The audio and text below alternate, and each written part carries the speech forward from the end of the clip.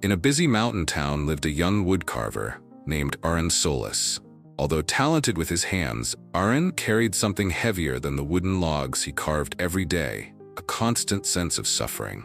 He worried about everything. If a customer frowned, he feared losing his shop.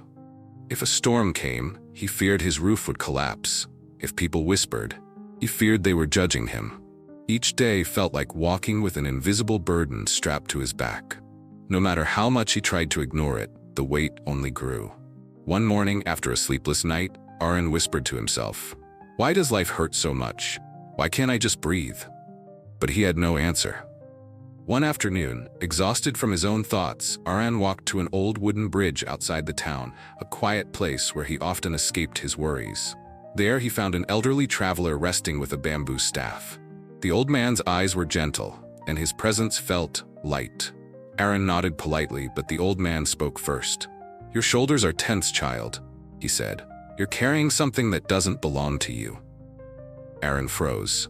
"How do you know?" The old man chuckled softly. "When you've lived long enough, you learn to see invisible weights." He introduced himself as Master Elion, a wanderer who had spent decades studying the nature of human suffering. Aren sighed. "I've tried everything, working harder, distracting myself, pretending to be fine. Yet I still suffer." Master Elion replied, "You suffer because you believe your thoughts more than your reality." Master Elion picked up a large stone from the ground and handed it to Aren. "Hold this." Aren held it with both hands. It was truly heavy. "How long can you carry it?" Elion asked. "Maybe a minute?" "Not much more. And if you hold it for an hour?" "My arms will shake. And for a whole day?" "They'll collapse." Master Elion smiled gently. "This stone is your thoughts. You don't suffer because you carry them, you suffer because you refuse to put them down." Aren looked at the stone, confused. Elion continued, "Thoughts come and go like wind, but you cling to every fear, every memory, every doubt. You grip them as if holding tighter will protect you." He pointed to Aren's hands. "But the tighter you hold, the more pain you feel." Aren slowly put the stone down. His hands trembled, but they were free. Master Elion led Aren to the river beneath the bridge. "Look at the water," Elion said.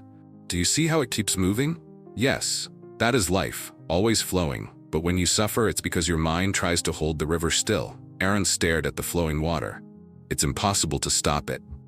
"Exactly," Elion said. "Yet that is what humans try to do every day. You cling to past wounds, future fears, imagined disasters, and suffering grows." Aren swallowed hard.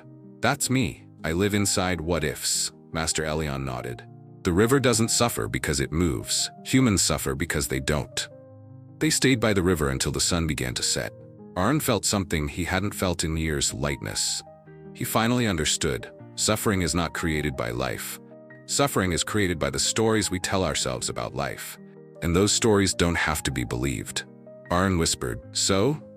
To stop suffering, I must stop holding the painful thoughts?" Master Elion smiled. "No. You must stop believing they are you. Thoughts are visitors, not owners." Aren looked at the river again. Just like the water, his thoughts flowed. He didn't have to trap them.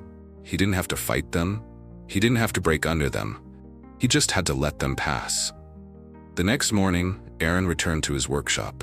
For the first time, he noticed the small joys he had ignored for years.